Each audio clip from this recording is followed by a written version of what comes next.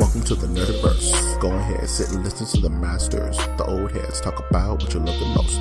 Video games, comics, movies, and everything you need to maintain your week. Got the knowledge that's straight out the ether. Gonna need a drink and have to take a seat to expand your mind and listen to the speaker. Mike and the squad's gonna give you what you need. Please send in a question, come and get some answers, learn a couple lessons from the masters with the special guests. We got the green lanterns glowing on their chest. Yes, please sit back and relax, cause we're gonna hit you with them stone cold facts and allow me to be the very first to welcome you to the masters of the Nerdiverse.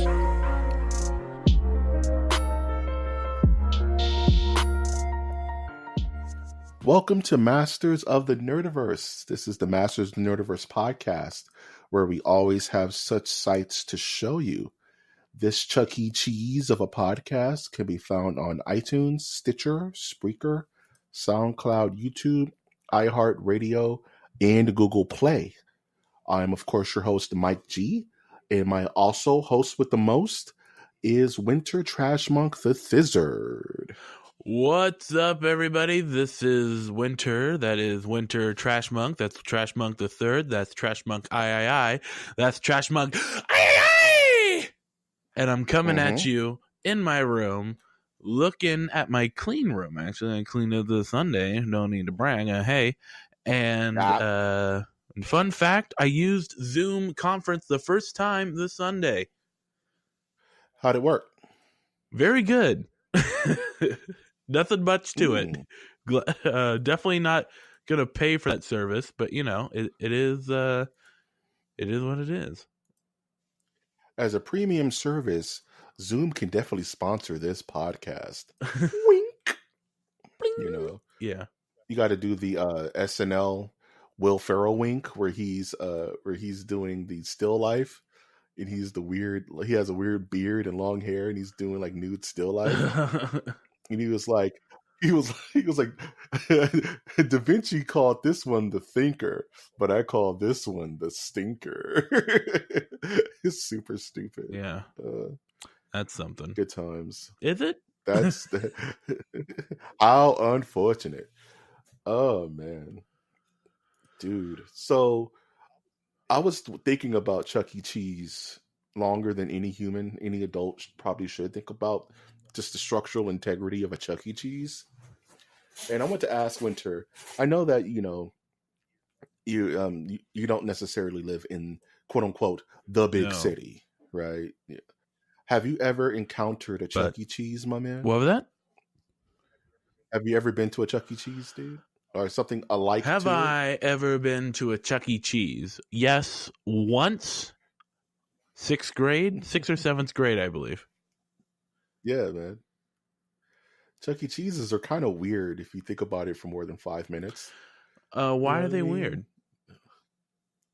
Because the Chuck E. Cheese creates an illusion of happiness where it's really more like a gross morose kind of morose around the whole place.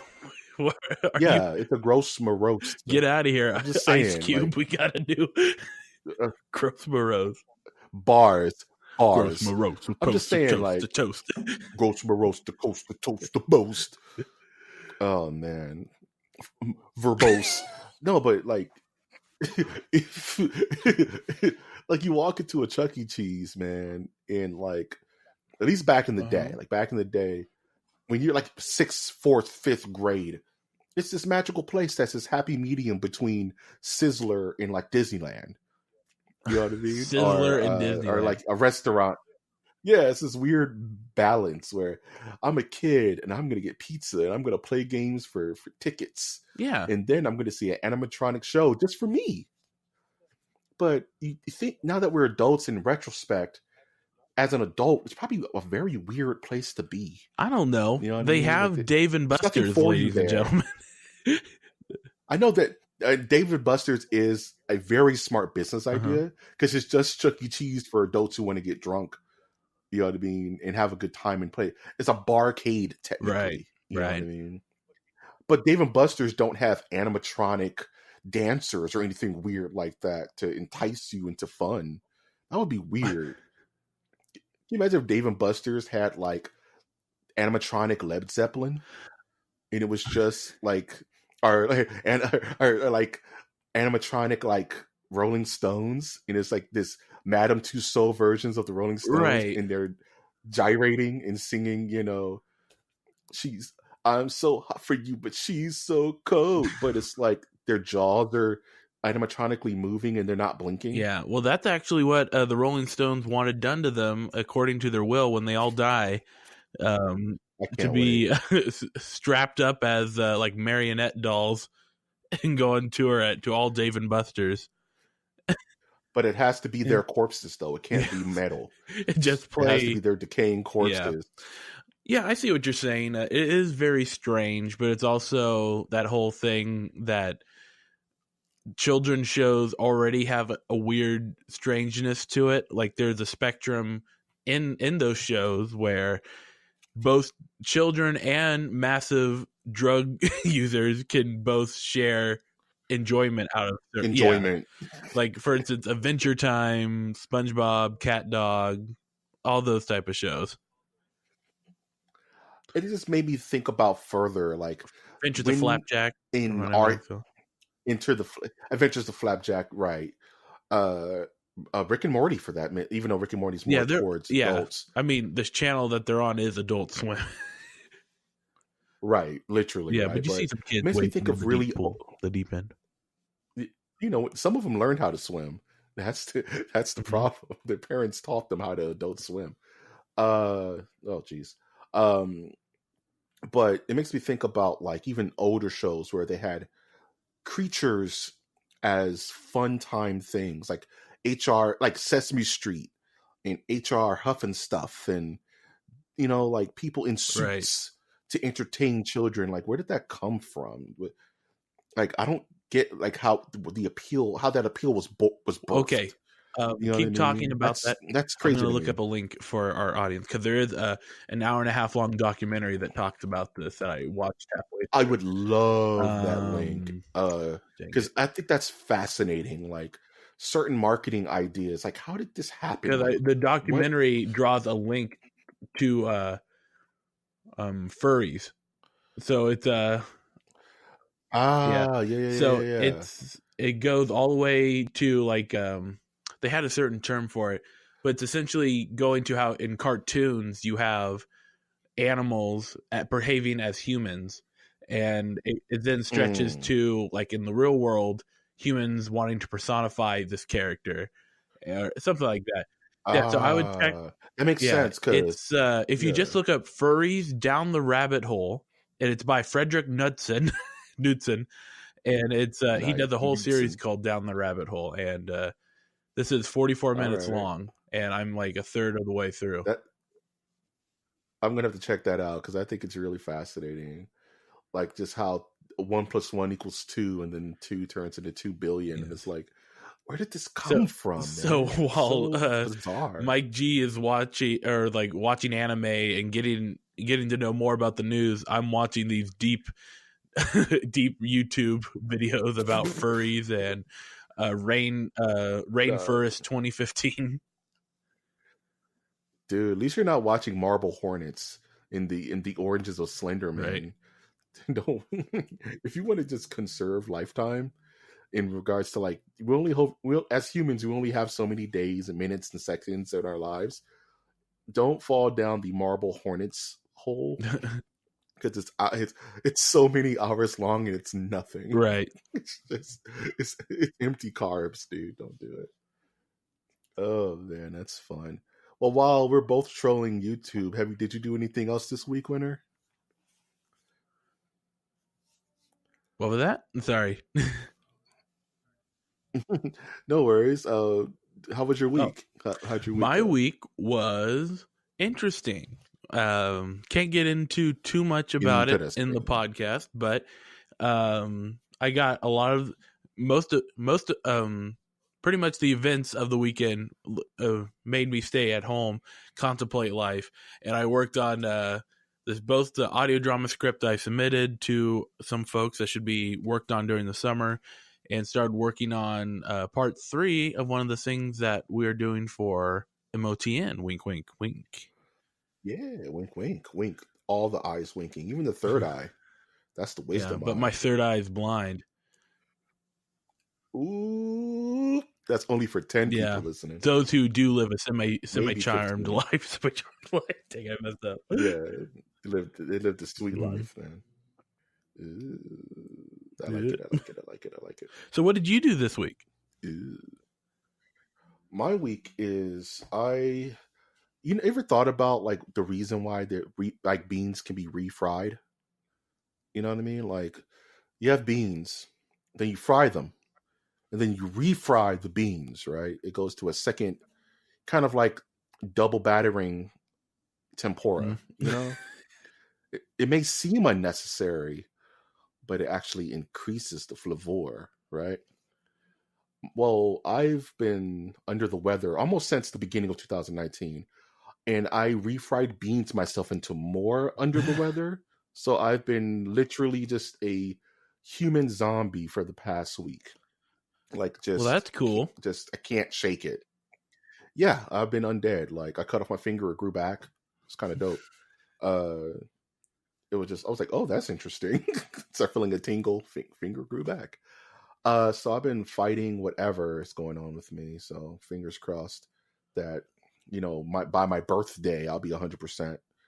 Other than that, I've just been laid up, watched a couple of movies, watched we talked about the Fire Festival last week, so I was able to watch the Hulu version of it to get the other side of the story, and just that whole catastrophe is just so fascinating. Again, recommending the Internet Historian YouTube video that talks about that festival.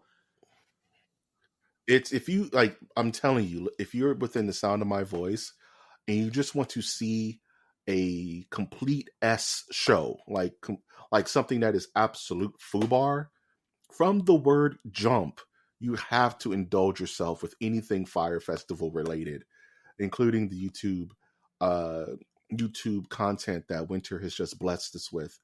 It is deliciously horrible. I can't recommend it enough. Like it's going to be like a comedy of errors released in the near future. Like how The Room got its own movie about its production. So will this. Yeah. Right. Like 50 years from now, marketing classes at like Stanford and Harvard will be using this as a case study on how not to market. Right. This is going to be forever. It's that bad. Man. But other than that, speaking of zombies, I've had a bit of time to sink my teeth. Oh man, dad jokes. Into the Resident Evil 2 remake on the PS4. And I know it's becoming like a broken record that, Mike only talks about games he likes and stuff like that. I'm like, of course. Why would I talk about games I don't like? Don't want to be a negative Nancy or a negative Nelson. Talk about things I like. If it's a bad game, I'm not going to give it hyper praise unless we're doing an actual show about it. Go listen to our top 10 best and worst games of 2018. Plug! But Resident Evil 2 Remake, inside of its own white box or its own section of me not being a Resident Evil fan, of me playing the original game, it's on its own is a superb outing from Capcom. And this is 3 in a row for me, for them. Right. And it's getting kind of scary. It's like, okay, Monster Hunter World was my favorite game of the year of last year. And I forget the third game escapes me as I'm talking about it. Dang my brain. But Resident Evil 2 Remake is one of the most like love letters to a genre I hate to use hyperbole, but I've ever played. A lot of things are different. There's no fixed camera. There's no tank controls, thank the Lord. But somehow they've managed to make it feel like there is. It's over the shoulder action. You're going down corridors, and it just feels like you're playing Resident Evil 2 on the PlayStation 2. It just feels that way. It's just the weirdest thing in the world, because I was playing Leon Campaign A. And the fun thing about this game is there's multiple different ways you can play with multiple different characters and multiple different situations. So the replayability is out of this world. Graphically, it is immaculate. This is one of the prettiest games you're going to be able to play. If you're a horror fan, this is the game you show your friends. They say, hey, I have a PS4 on it, 4K TV. You want to see some cool stuff blow up? You want to see a zombie's brain split open like an apple? And you get to see all the fun little attention to detail. Yeah, you play Resident Evil 2. The combat is scary because, and this is for our video game heads out there, the zombies' health is based on RNG. That what pretty much means, in layman's terms, is that there isn't a set amount of bullets you can pump into a zombie that you will know will kill it. So sometimes it'll be one shot, sometimes it'll be 15 shots. And this is survival horror, so the ammo is scarce. You're constantly feeling like, I'm down to my last bullet. I'm down to my last health item. I have to skirt around these zombies, which are smart and are tough. And it's just an astounding piece of work. I'm having so much fun with it. Yeah. It's very interesting because how many they've been calling it like a remastered, but it's not. A remaster is pretty much like a scrubbing of the game. This is more of like you're disassembling the game and then bringing it back together with new parts. Like the best way I can describe it is like a remaster would be a kind of like if you're going to take a painting and then what is it?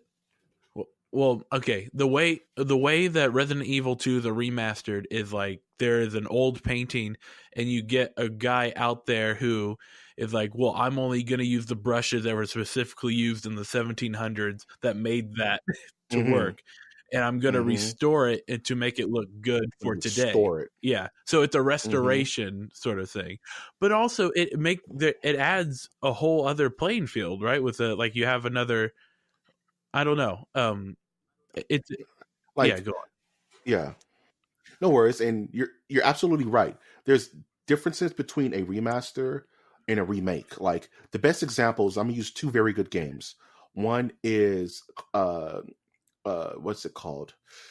Shadow of the Colossus. Episode 1 Phantom Menace for PlayStation 1. Episode 1 for PlayStation 1. Man, I beat that game 50 times. So you have a game like no shade. You have Shadow of the Colossus remaster, and let's say Resident Evil 2. They're just calling it Resident Evil 2 now. They're not even calling it remake anymore. Like you were mentioning earlier, Shadow of the Colossus was a restoration of an older game. It's a artist recreating the Mona Lisa exactly as Mona Lisa was created, right? Of higher textures, prettier graphics, better sound, all in all, an enhanced experience, right? So, with that knowledge, can that style, or like, can that form of art, that restoration, that form of taking old art and bumping it up a bit to make it look brand new today, can that fit into any other field of like nerdiness? For instance, what comes to mind was the attempt for the Psycho shot by shot remake that bombed. And like imagine, there's something to that. You know how many people give bands a bunch of crap for they were good in that first album, but then they just repeated it again for the second one. But it seems like we keep cutting each other off because we're so excited. That's fine. That's fine. To get to the news, but this was a juicy bit. I just want to talk about it just a little bit more. Yes. So it's like Weezer just recently came out with a cover album, right? Called Teal, right? And I was excited. I was like, "Oh, Weezer's gonna be covering some good songs, right?" But unfortunately, they just all come off as karaoke to me, right? They're not doing any kind of artistic flair to the songs that they're covering. It's just, you know what I'm saying? It's kind of by the numbers. With Weezer, right? Okay. Funny you bring that, because I was talking about last week with some coworkers. And the best way I could put it is that I hate how in commercials we have named actors now taking jobs away from actors who are Commercial lower actors. tier. Not saying that they're bad, but saying that actors that are finding out that, I can make like $5,000 every time this airs. Okay, I'll do that. That's how you get Alec Baldwin doing Capital One. Now, Weezer in the music world taking money away from the low cover bands and going, why don't we just do covers? Even though there's musicians that go, I'll never play a cover in my life. And it's like, just wait until they shove about $10,000 in your face to cover Africa or something like that. Right. Yeah. Pretty much. And that's what kind of sucks about it. And for that conversation. But I'll end my Resident Evil 2 kind of experience with this one analogy. The differences between Resident Evil 2 and that was made in, back in the day, and Resident Evil now is kind of like the difference between Dracula with Bela Lugosi, black and white, and Francis Ford Coppola's Dracula with, let's say, what's the actor? Gary Oldman. It's the same story. It's the same characters. It's pretty much the same layout. But functionally, they're very different movies. Yeah, that's true. It's not a remaster. It is taking the idea and the core feeling of the game and restructuring it from the bottom all the way up. And you can feel the love that they put into remaking the game. Love tonight. Don't get me started on Elton John. I love me some Elton, dog. What do you know about Candle in the Wind, dog? I hated Goodbye England's Rose, though. All respect to is that the one that goes, Goodbye England Rose? I don't know what I'm talking about. You just mixed Goodbye Yellow Brick Road and Candle in the Wind. I kind of want to punch you right now. I am a madman. Don't ever do that. Across the Don't river. ever do that again. Man. Yeah. I'm the madman across the water, ladies and gentlemen. I am legit shook right now. Yeah. Man. So now that you're successfully shook, we can now do our millennial take on the news. Because we're millennials, and I'll let you slide into the millennial bracket. The news. Okay, millennial news. Talking about Resident Evil. Apparently, Resident Evil is getting the Netflix treatment, not as a movie but as a series. Ooh. Which I prefer to it being a movie. So certain intellectual properties work better as a movie, and certain intellectual properties work better in more smaller digestible chunks as a TV series. And let's not go the route of the movies here, people. We have the movies. We don't need to go back to those. We don't need to have a Russian woman running around killing zombies. Okay. Yeah, we need like some grittiness to it. So, like if Walking Dead could be on HBO. So yeah, coming to Netflix is good. A scripted series. I'm hoping that they will put some more money into this. I read somewhere that Netflix is making a ridiculous amount of content this year for their channel, and like that now when they say they're making it, that doesn't necessarily mean that Netflix is on the ground doing it. That means that they're picking it up and putting it on their service. And it's also interesting to consider, like, how do we know something is doing better than others? Because Netflix themselves release their own numbers about, this was the number one movie for the last 5 weeks. Well, who told you that? We did. Okay. Oh. Okay. It's like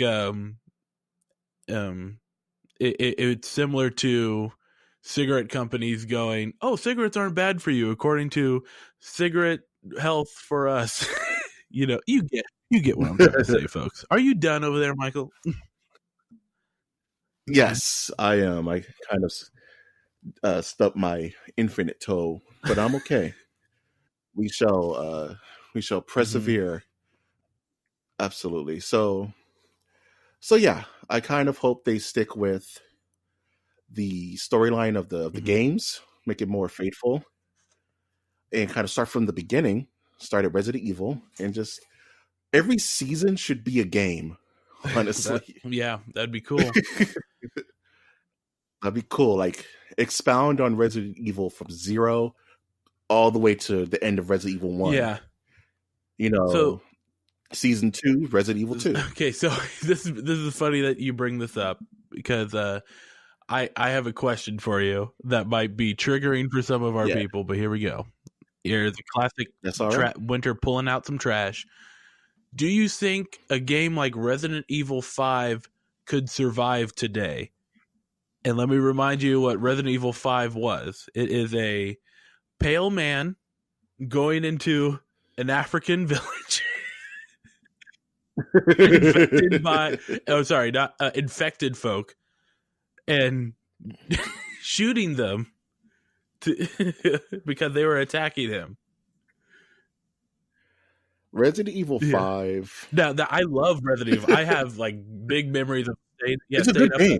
It's a good game. When is this going to end? I just shot a rocket launcher at it. Like, oh, it keeps going. Right.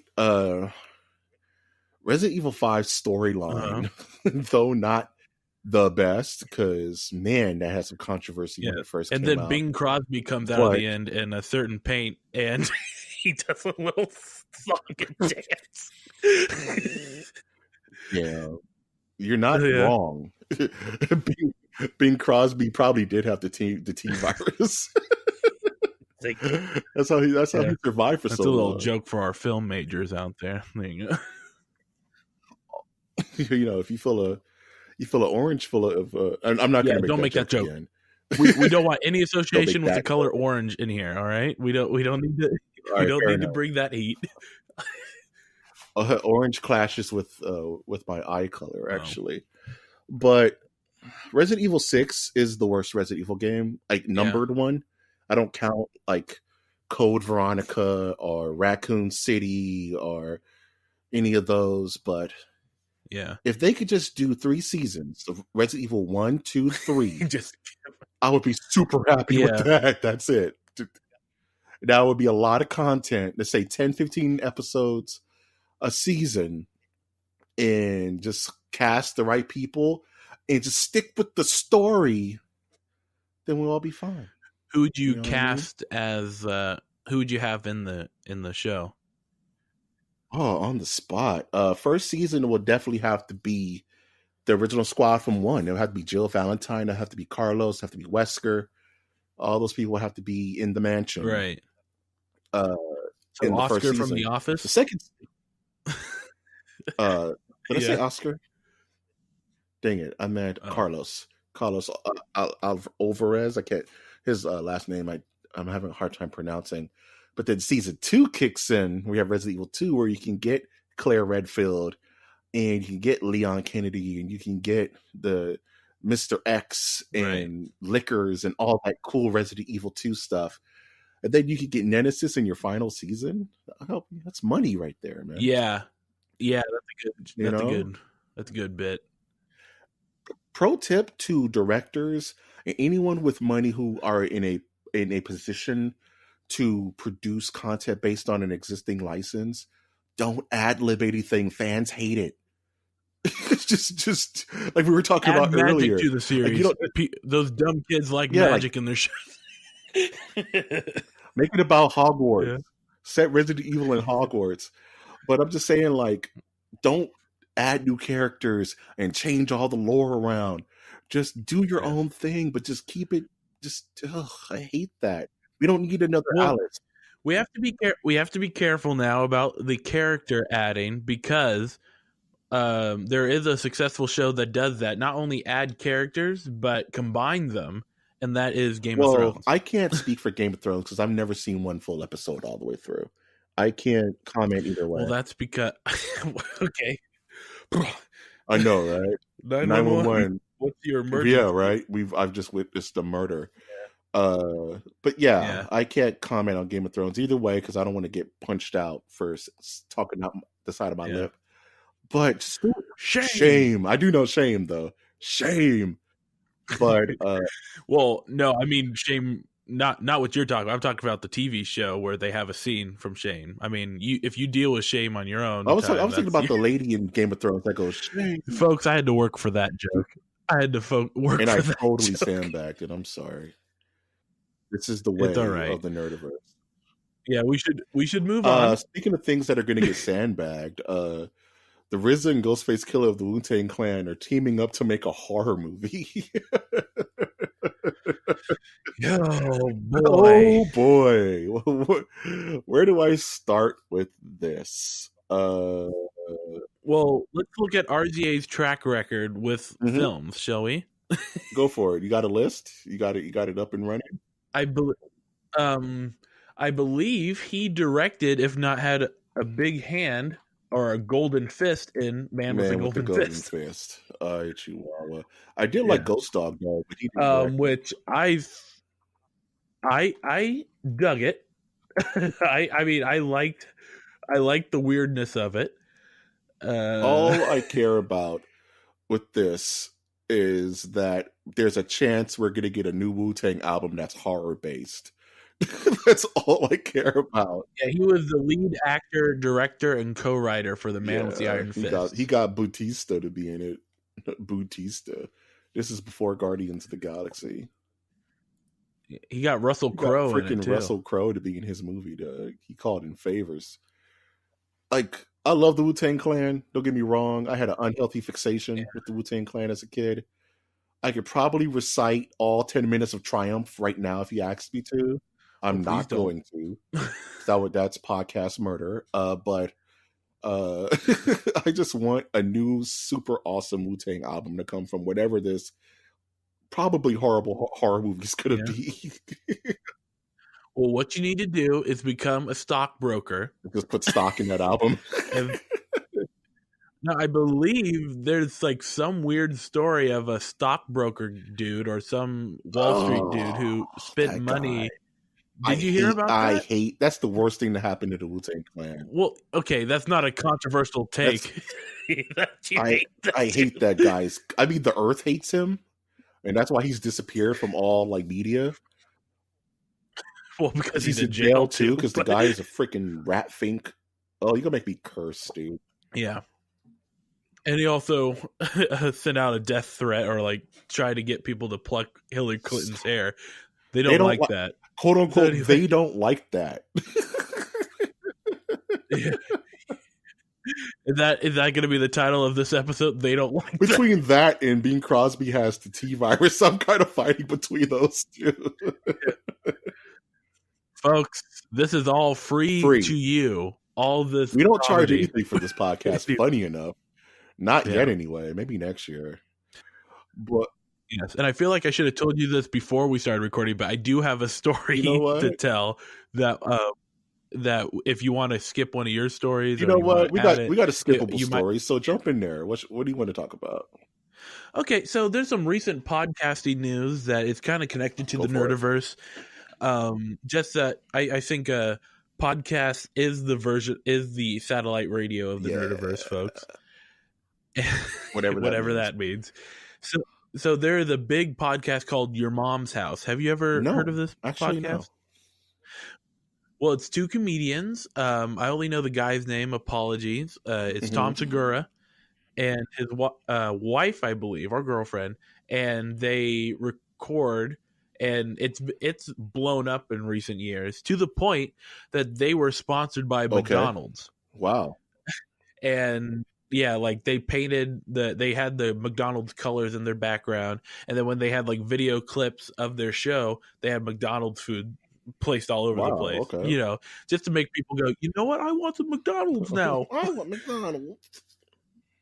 Yes. So and this was a big sponsorship. Like you're Probably a talking, lot of money was being thrown around, right? like I've heard the number 1 million thrown out. I've heard the number 2.5 million, 2.8 That's our million. future, man. We just got Okay. to sell out real hard. Well, this is also in our future. What happens geez. next? So I believe a week or a week and a half ago, they just episode 249 or whatever of their show, 240, whatever. The guy was sent a video and they decided to show it, and it's pretty much a they edited it, but it is a naked dude trying out certain devices on himself. Why would they do this? Because it was funny. Tom Segura, the host, is laughing hysterically about it, and like one of them does make the comment like, what about our sponsors? The next day they got a call from like McDonald's, someone high up in the McDonald's thing is like, yeah, we knew that you guys were edgy in your comedy and edgy in your show, but we didn't realize that this is what you meant. Like, you're laughing hysterically at this dude, and McDonald's is not about that. And then cuts to, we would like our 2.8 or whatever the amount was, $1 million back. And so let that sink in. And then they end with the big dropper, and you're not allowed at any Southern California McDonald's. He got banished from the lands, dog. Yeah, which is interesting. Like, so now are they going to be putting pictures of Tom Segura and his wife or girlfriend on in every McDonald's? So, anyways, yeah. So in a matter of a week, they had to give the money back. There was people who were like, they've hired and like talking about like, this is going to be like, I'm going to buy a house. This is going to be my job. We made it, right? Yeah, they did. They were able to get a sponsor. Isn't there like a steakhouse called Mortenson's down in LA? They got sponsored by Mortenson's, and it was. They said it was like a couple $1,000s, but they had to spend all that money that they got from that deal to repaint the office because McDonald's does not want to be associated with them. So the colors have to go. You know, I'm happy you usurped one of our news segments because I'm gonna give some advice, you know, and we don't charge anything for this service, you know. And you're gonna be like that ESPN dude. I'm gonna be like Stephen A. Smith while I'm saying it. Jesus. I'm gonna say something that can be as macro or as micro as you prefer, and I'm gonna say real simply: don't be stupid. Take that as you will. Just don't be stupid. Yeah. You know, like. Yeah. Yeah. It's crazy. So, okay. I don't care. If they just lay off the jokes. I'm a bad man. LeVar Ball doesn't know how to get up a ball. Okay. Winner. Okay. We're talking about podcasts. Okay, winner. Okay. Let's say tomorrow I post the episode. Freaking Monster or something like that just hits us up and is like, money. It's like, okay. Yeah. Well, I'm telling you, things would change. Things would change, right? And because that's what happens, right? And you know, I would never like just destroy or erode the integrity of what I think Masters of the Universe is. I would never truly go one way or the other to appease some some force that's shooting money into it. That being said, if I'm a sponsor with something as engulfing as McDonald's, you got to understand that certain stuff you got to cut out. You know what I mean? It's common sense. Like, that would be the day where we start getting the comments of, oh, the podcast changed. And then we go, you think? We just got $1 million check from Red Bull. Just talking. Yeah. There's going to be adjustments, right? But as long as the spirit of the show remains the same, then everything's Gucci, as it were.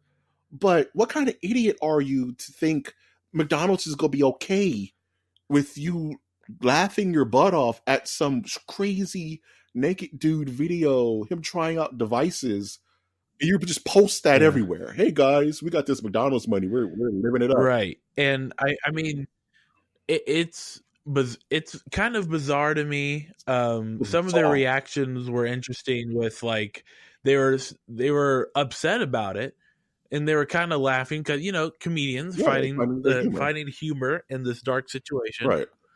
And it's like people have bet like this is going to happen, and I have a feeling that everyone who came on board are still on board. They're helping, like these are successful comedians who can like here's so I'm so sorry, like they're doing the Conan thing. They're rebuilding, like, giving you know what I'm saying? That's fine.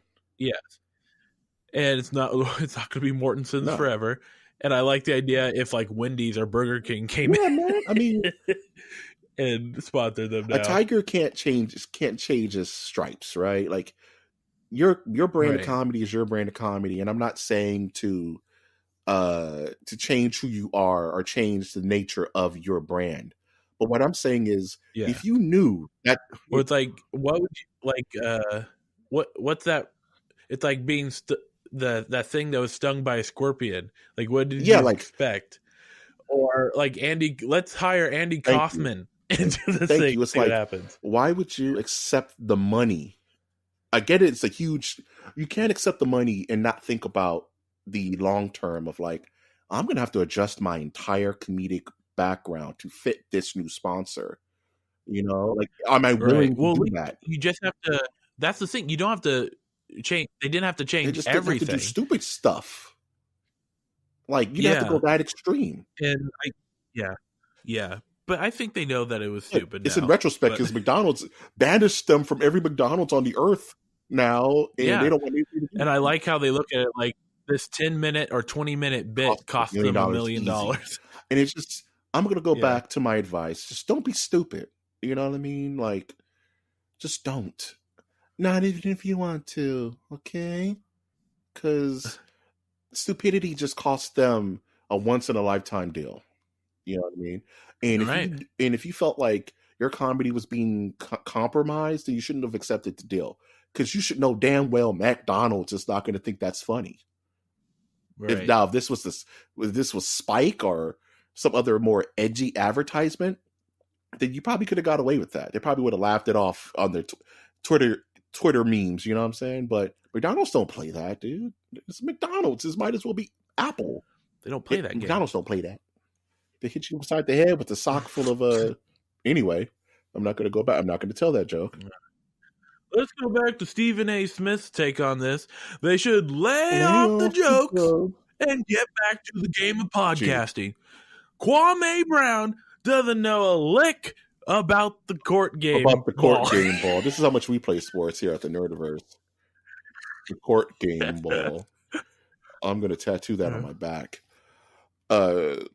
Speaking of the court, that should be a shirt.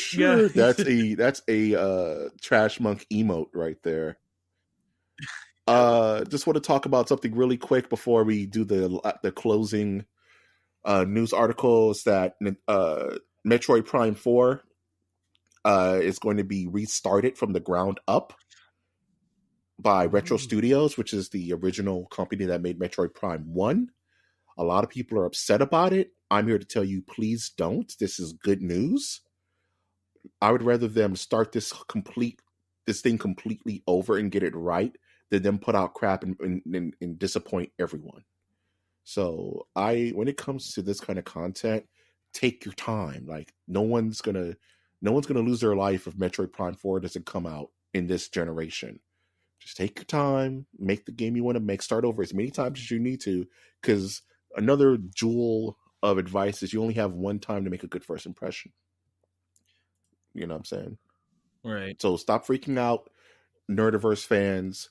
Let them fine-tune this machine, because when they do, you get stuff like Resident Evil 2 Remake. I'm just saying. Let them fix it. You have anything to comment on this, Winter? Let them fix it. You have any feelings towards this before we move on to the final bit of news? No, I don't. Back to you, Mike. Oh, nice. So I wanted to talk about this. Nice. wanted to talk about this because your response to this before was probably one of my favorite moments on this show. And that was me explaining to you the Oh, no. subtle but brutal origins of Dragon Ball Z's own Brawly. You Okay. remember talking about this, Winter? No, but sometimes I have PTSD from this show, That's so I fine. can't So remember. do I. Join the Yeah. club. So it's kind of it's for the same game, Dragon Ball Z Fighters, funny enough, is that once I explained the origins of Brawly, you audibly recoiled in horror from how stupid it was. And I Yeah. laughed Could you give me a uncontrollably. quick refresher Yes. on the origin of Brawly? Okay. Okay, I'm gonna try to make this quick. The origins of Brawly is this. So there's a group of Goku is what they call a Saiyan. He's an alien race of fighters from a planet far, far away. They're super strong. They're the strongest. They're Mhm. so strong. Brawly's sole motivation for being a villain is that when Goku and Brawly were born, they were set next to each other like in a nursery. And when Goku was a baby, he would cry, cry, cry all night long. And Brawly hated that. Okay. So I Brawly remember hated it this so now. much that he went through life thinking about this moment from birth all the way to him being a grown man. When he finally met up with Goku and heard his voice, it triggered that memory and caused him to want him to fight him and kill him forever. That was Brawly's sole motivation as a character. Yeah, I remember this now. Oh, So God. let it sink in. Let that tooth sink into your throat like a damn pure. So the reason I bring this up is twofold. Is that they've recently revamped Brawly's origins in a film called Dragon Ball Z Super Brawly. Simply, it's all about Brawly. They're bringing back Brawly, and I haven't seen it yet. I heard it's good. I heard they do things to adjust this character's motivation so they're not so zero. And I hear that they do Brawly justice. So I haven't seen it yet, so I can't comment on it. But the news is that Dragon Ball Z Fighters, which was one of my top 5 games, even though I kind of didn't like the mechanics, but that's neither here nor there, is having a second season of new characters. One's going to be Jiren, who is the big bad from Dragon Ball Z Super. One's going to be Videl, who's Gohan's girlfriend, kind of Mr. Saiyaman's girlfriend / fighter. One's going to be, this is so nerdy, Gogeta Blue, who is the Super Saiyan God Super Saiyan of the fused versions of Goku, Vegeta, that through the fusion dance make Gogeta. And last but not least, one is this updated version of Brawly. All new fighters coming somewhere down the line throughout the year being downloadable content. In Winter, my question to you is there a character that you can recall that has had a revision done to them that you find more interesting than the original? Well, that's interesting because I think first that comes to mind is Freddy Krueger, where in his character, like in the original, his original idea was that he was a pedophile, right? Yeah. And then they went this whole realm of like, no, let's not make him a pedophile. Right. But then the most recent ones have gone, okay, he's a pedophile Yeah. again. They wanted to And so, yeah. So that does come to mind as a good work. It's like a revamp of a sense. Yeah. Going back to the original, but for a completely altered change. Right. Like night and day. Yeah, I'm drawing a blank here. Do you have one on the top of your head? I was kind of trying to think of one too. In comic books does this a lot where they kind of revamp a character to make it different or more edgy or less edgy. And I'm trying to, and it kind of doesn't count, but it makes me think of Kratos from God of War, like the difference between God of War 1, 2, and 3 Kratos and the Kratos we get in the updated PS4 game, where it's Kratos originally was honestly the worst protagonist in anything ever because he was this bloodthirsty, rampaging psychopath that didn't have any redeeming quality, to him now being this repentant father who doesn't want to see his son commit the sins that he committed. You know what I mean? And he still Right. has that same rage. He still has that same kind of wanton destruction, but it's repurposed so well that it's almost a different character. You know what I mean? I think that's a good retelling, a restructuring of a character to understand the fallacies of their origins and kind of reshape them to be something a bit more positive and a bit more, and not more than positive, be a bit more compelling. You know what I mean? I think that's kind of what they were trying to do with Brawley here, even though I'm hearing that it's still it's not Macbeth, you know, it's not going to be some crazy remix of the character, but if they were able to add any kind of substance or meat to that character, then he's a billion times better than what he was before. You know what I mean? Which is a glorified Hulk without the Bruce Banner. Yeah. Yeah, I'm really drawing a blank on who would be a good character. I'll tell you this. I guess I'm excited for this horror Superman. What's that called again? Like Risings. If that fits. Something. It looks very interesting. Where I don't even know how they didn't get sued. It's just Superman. It's literally a spaceship falls out of the sky in like a cornfield. The mom picks up the kid, and the kid is just evil as hell, and he's just Superman. He has laser vision and super strength and super speed and all that. I'm like, how is this not getting sued? I'm very fascinated to see what that movie's going to be. Oh man, I'm really curious. I'm really, really curious. Now that you mentioned that, that's a good retelling. I'll buy that for $1. One last really quick thing. They showed this weird Harley-Quinn Birds of Prey teaser, and I hate it. Like, hate. Oh, it's a strong word. I saw a little bit. Hate's a strong word, and I don't like throwing it around, but I kind of hate it. It's like DC just can't. They just can't. You know, they have to always do something extra. They're always extra. You know what I mean? It's always like they just can't just do it. They have to, like, you know, they take the 3-point shot when they're supposed to be, you know, going for the free throw.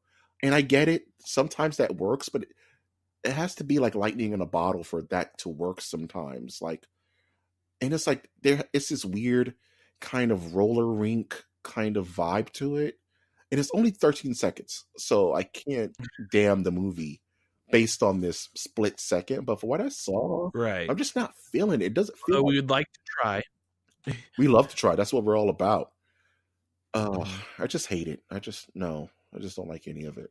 It just seems so extra. It just seems it insists upon itself. I think that's the best way to go. It insists upon itself. It insists upon itself. I don't like it. I'm sorry. I don't want to be a gloomy Gus, but I'm just saying. I can't lie to you, the listeners of this podcast. I can't do it. Oh man, what are you looking forward to? I'm looking forward to a. I just rewatched. I'm rewatching the teaser right now. Oof! Right? It is. It's nothing. I mean, I like the look of it. I can't lie. I like the look of it, but is this really what DC needs to be doing? That's what I'm saying, dude. That's exactly what I'm saying. Like, all right, don't be shouting. I'm sorry. I'm not yelling at you. I'm just excited. I'm not yelling at you. Shh. It's okay. It's okay. I'm not gonna hurt you. Okay. I'm not gonna hurt you. Not gonna hurt you. I'm just saying. Is this what they need to be doing right now? like, just make Birds of Prey. Just make Black Canary look like Black Canary. Dress her up like Black Canary. Make Harley Quinn look like Harley Quinn. Something that is recognizable to the fans. Nothing is recognizable to anyone in this little snippet. Looks like you can name that thing anything else. You can name it Roller Rink Brigade. You can name it the Lady Killers. You can name it anything, and you'll be like, okay, that looks good. You name it Birds of Prey and slap a DC logo on it, and you go, WTF? What is this? No, there's nothing DC about anything they showed, other than we know Margot Robbie is Harley Quinn. That's the only thing that connects your brain to DC. Yeah. Okay, I'm getting out of the DC tunnel right now. Don't fall into the DC hole. Yeah. So what I'm expecting for this week, I don't know. I'm working on this script for this next project for MOTN. Wink, wink, wink, wink. All the way. And yeah, and just going to my parents and relaxing. That's what's up, man. Go visit your peoples, man. Bring in the groceries. Parents love when you do that. No, they love it when you bring in the groceries, dog. They get a kick out of it. Take out the trash while you're there. Your parents will love it. Yep. Yeah. You know what I'm saying? Pro tip: take out your parents, no matter how old you are, from 0 to 45. If you're listening to this podcast, next time you see your mother or father, take out the trash. They'll love it. That's a pro tip. It's better than candy. They'll love it. Mm-hmm. What are you doing this week? Are you taking out people's trash? No. I refused, but then that's because I hate trash cans. I have a phobia. They're so dirty. They're disturbingly disgusting. I'm up against the wall because I just shelled out money to play Resident Evil 2, and the video game gods decided to drop Kingdom Hearts 3 on us. Mm-hmm. And I just don't have them. I can buy Kingdom Hearts 3, and I love me some Kingdom Hearts, but I'm just toying with the idea of picking it up. But I have so much to do in Resident Evil 2, so it doesn't make sense. I'm not going to be able to do both at the same time. So, kind of toying with that. I'm trying to get better. I'm just trying to, meditate and woosah and get in a good place for future content. I know content's been slow, guys. It's been a slow beginning of the year, but there are new reviews coming out. I have to work on it. There's exciting new things that we're revamping and things that are in the works that I know are going to rock your socks off. So just please be patient with us, patient with me. Things are coming down the pipe that I know you'll like. So just trying to lay all those snakes straight. It's really where my head's at right now, and orchestrate the rest of the year. Which is fun to say because we're just about to exit January. Not to date this episode, but that's where we are. That's where my head's at. So that's kind of what I'm excited for this week. Secrets in store for the future. Secrets for the podcast. Any passing thoughts before we close this bad boy out? Yeah. Read more books. Okay. There you go. Books. I mean, if you want to do Audible, that's not reading a book. That's cheating. Unless Audible wants to sponsor us, then listen to all the Audibles you want. Just do it. But read a book, even if it's a small book, like a baby book. Just read something. The art of reading makes you smarter. It's scientifically proven. And if you want us to read your comments, you can always leave a comment on any of our social media outlets. May it be Twitter at mnerdiverse, may it be on Facebook, or even Instagram. We post pictures there of silly things, of podcast art and stuff. And if you want to support us elsewhere, you can always leave a like. You can check out our Patreon and donate to make this podcast better. Or you can subscribe to our channels. Subscribe to our YouTube channel, because I'm going to be doing some experimentations with our YouTube channel to see if something will work. I don't know if it's going to work. I'm going to be testing it this week. But hopefully exciting things will be coming to our YouTube channel. So please stay posted for that. I've, of course, been your host, Mike G. And I'm Richard. Catch me at Trashbug the Third. That's my handle. And we will always never hesitate to ask you to take that one step beyond.